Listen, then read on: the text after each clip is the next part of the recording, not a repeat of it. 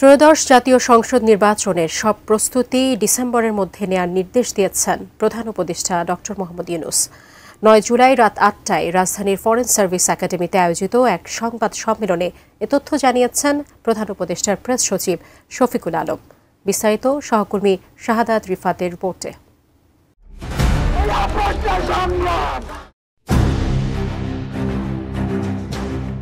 গণ অভ্যুত্থানের মুখে শেখ হাসিনা সরকার পতনের পর বাংলাদেশের দায়িত্ব নেয় প্রধান উপদেষ্টা ডক্টর মোহাম্মদ ইউনূসের নেতৃত্বাধীন অন্তর্বর্তী সরকার। সশ্রদ্ধ চিত্তে শপথ গ্রহণ করতেছি যে আমি আইন অনুযায়ী। এরপর থেকে সংস্কার ও নির্বাচন ইস্যুতে নানামুখী চাপে পড়ে নতুন এই সরকার। সংস্কার না নির্বাচন, কোনটি আগে হবে?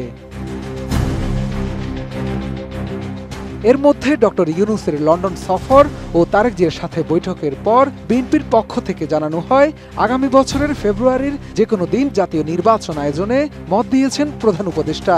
এমন খবরে রাজনৈতিক দলগুলোর মাঝে রীতিমতো প্রতিযোগিতা শুরু হয়েছে। বিভিন্ন জেলা উপজেলায় নিয়মিত মিছিল মিটিং শুরু করেছে তাদের নেতাকর্মীরা। তারপরও নানা মহলে শঙ্কা, আসলে কি নির্বাচন হবে? এমন অবস্থায় ত্রয়োদশ জাতীয় সংসদ নির্বাচন আয়োজনের জন্য আগামী ডিসেম্বরের মধ্যে সব ধরনের প্রস্তুতি নেওয়ার নির্দেশনা দিয়েছেন প্রধান উপদেষ্টা। ৯ জুলাই রাতে রাজধানীর বেইলি রোডের ফরেন সার্ভিস একাডেমিতে আয়োজিত এক প্রেস ব্রিফিংয়ে এ তথ্য নিশ্চিত করেন প্রধান উপদেষ্টার প্রেস সচিব শফিকুল আলম। আইন শৃঙ্খলা রক্ষাকারী বাহিনীকে সার্বিক প্রস্তুতি নেয়ার কথা বলে শফিকুল আলম জানান, ভোটের আগে যে কোনো ধরনের ভায়োলেন্সকে যেন প্রতিহত করা যায় এবং ভোটের পরেও আইন শৃঙ্খলার পরিস্থিতি যাতে ঠিক থাকে সেটা নিয়েও যথেষ্ট আলোচনা হয়েছে। নির্বাচনের আগে ডিসি, এসপি, ওসি, ইউএনওদের রদবদল করার কথাও বলা হয়েছে। RICL TMX, যুগের পর যুগ স্থাপনা থাকে মজবুত। প্রথম নির্দেশনা ছিল যে আইন শৃঙ্খলা বিষয়ক যত প্রস্তুতি নির্বাচনকে ঘিরে সব প্রস্তুতি উনি নিতে বলেছেন বাই ডিসেম্বর। এই ডিসেম্বরের মধ্যে সমস্ত প্রস্তুতি শেষ করতে বলেছেন। প্রধান উপদেষ্টার প্রেস সচিব বলেন, নির্বাচনকে কেন্দ্র করে ৮ লাখ আইন শৃঙ্খলা বাহিনী নিয়োজিত থাকবে। সুষ্ঠু নির্বাচনের জন্য আইন শৃঙ্খলা বাহিনীর সব সদস্যকে আগামী ডিসেম্বরের মধ্যে প্রশিক্ষণ সম্পন্ন করতে হবে। একই সঙ্গে আগামী মাসগুলোতে আইন শৃঙ্খলা বাহিনীকেও কঠোর হতে বলেছেন প্রধান উপদেষ্টা। ৮ লক্ষর মতো আইন শৃঙ্খলা বাহিনীর মেম্বাররা ইলেকশন ডিউটিতে থাকবেন। উনি নির্দেশ দিয়েছেন যে এই পুরো ৮ লক্ষই যাতে এই ইলেকশনটা কিভাবে হবে আর শান্তিপূর্ণভাবে ইলেকশনটা যাতে হয় সেটার প্রশিক্ষণ তাদেরকে ইনশিওর করার কথা বলেছে, যে তাদেরকে প্রশিক্ষণ করতে হবে এবং এই কাজটা করতে হবে ডিসেম্বরের মধ্যে। আইন শৃঙ্খলা বাহিনী যাতে কঠোরভাবে আইন প্রয়োগ করে এই আগামী মাসগুলোতে। নির্বাচনকালীন আইন শৃঙ্খলা বাহিনী কিভাবে কোন ভূমিকায় এবং কোথায় কোথায় বিজিবি বা সেনাবাহিনী থাকবেন সেগুলো নিয়েও মিটিংয়ে বিস্তারিত আলোচনা হয়েছে বলে নিশ্চিত করেন শফিকুল আলম।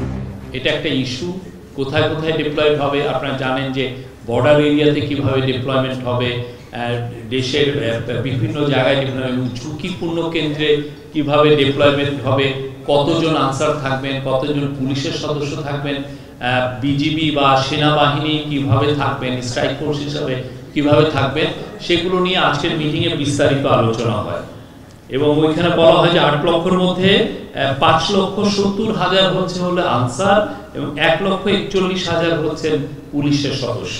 নির্বাচনের আগে ডিসি, এসপি, ওসি, টিওনো এগুলোকে রিশাফল করার কথা বলা হয়েছে এবং রিশাফলটা কিভাবে করা হবে এটা একটা র্যান্ডম ওয়েতে।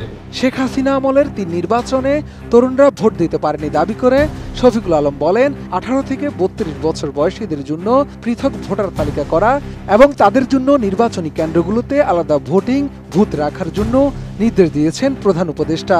উনি নির্দেশ দিয়েছেন ১৮ থেকে ৩৩। আপনি জানেন যে এবার অনেকে নতুন ভোট দিবেন। শেখ হাসিনার তিনটা ইলেকশনে, যেটা ২০১৪, ২০১৮ এবং ২০২৪-এ আপনি জানেন আমাদের বিশাল আসলে ইলেকশনগুলো তো রিগড হয়েছিল। এই বিশাল আমাদের ইয়াং ছেলেমেয়েরা কেউ ভোট দিতে পারেনি। মিটিংয়ে বলেছেন যে যাতে ১৮ থেকে ৩৩ বছর বয়সীদের যাতে পৃথক একটা ভোটার তালিকা করা যায় সেটা একটু খতিয়ে দেখার জন্য বলেছেন এবং তাদের জন্য যাতে আলাদা ভোটিং বুথ রাখা হয় নির্বাচনী কেন্দ্রগুলোকে, সেটার জন্য উনি দেখেছেন। এটা অবশ্যই লজিস্টিক্যাল একটা বিষয়, সেটা যাতে তারা খতিয়ে দেখেন এটা কিভাবে ইনশিওর করা যায়। আগামী নির্বাচনে ভোটারদের জন্য একটা ভালো অভিজ্ঞতা হয়, একটা সুন্দর স্মৃতি থাকে।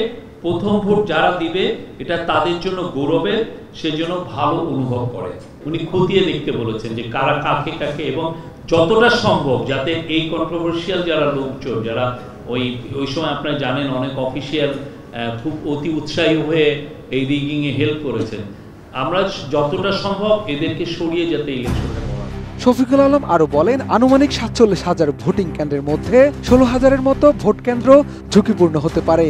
এই ঝুঁকিপূর্ণ কেন্দ্র কিভাবে শান্তিপূর্ণভাবে ভোট করা যায় এবং প্রত্যেকটি কেন্দ্র যাতে সিসিটিভির আওতায় আসে সেটার একটি নির্দেশনা দেওয়া হয়েছে। শাহাদাত রিফাত, ATN নিউজ, ঢাকা।